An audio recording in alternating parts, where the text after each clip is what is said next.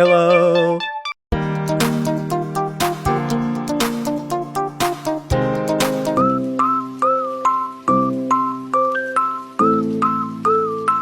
Hello guys! Kakatapos lang po namin magbayad nito guys ng entrance fee po namin at binilang po kami kung ilan po kami kasi po for monitoring po siya. Kasi po bibilangin din po pag pauwi po namin. Ito nga po pala yung dinadayo sa DRT guys. Isa po siyang sapa. Marami din po ditong mga cottages. So marami po silang mga tao ditong pumapasyal. Naliligo sa sapa. Maraming mga bata. Tingnan yung sobrang enjoy na enjoy yung mga bata sa paglalangoy dito guys. Maganda po dito mag-outing guys kasi yung sapa ay hindi masyadong malalim. So, pwede yung mga bata, bantay-bantayan lang po natin ng maigi. Ang kinagandahan lang po dito guys ay bawal pong magdala ng alak at kung maraming baon, dapat kumuha po talaga ng cottage. Kasi nga po, bawal po talagang maglatag ng mga gamit dyan sa gilid ng sapa kasi monitor po nila yung kalinisan ng sapa. At bawal din po talagang kumain sa gilid ng sapa kasi nga po iniiwasan po nila ang pagkalat ng mga basura.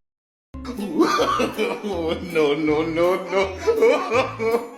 To eat, eat, eat, eat, eat, eat, eat, eat, eat, eat, eat, eat, eat. I like to eat, eat, eat, eat, eat, eat, eat, eat, eat, eat, eat, eat, eat. I like to eat, eat, eat, eat, eat, eat, eat, eat, eat, eat, eat, eat, eat. I like to eat, eat, eat, eat, eat. Ipapakita ko nga po sa inyo guys yung mini falls ng DRT at pwedeng maligo yung mga bata, isip bata at matanda. Kakatapos nga lang po namin kumain dito guys. So yung mga bata ay sobrang excited nang maligo dito sa mini falls. Kasi nga po sobrang linaw po ng tubig ng mini falls po nila guys. At sobrang enjoy yung mga bata dito kakaligo. And then may mini slide pa silang ginagawa dito. Yung mga bato kasi guys hindi po masyadong madulas. Pero kahit ganyan guys delikado pa din. Kailangan pa rin nating i-monitor maigi yung mga bata. Habang nagliligo yung mga bata guys ay merong isang isip bata gustong sumali sa mga batang maligo.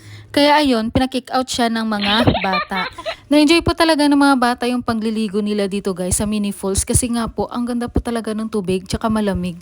Nakaka-relax guys at nakakatanggat po talaga ng pagod. Sa mga pamilya dyan, outing-outing din.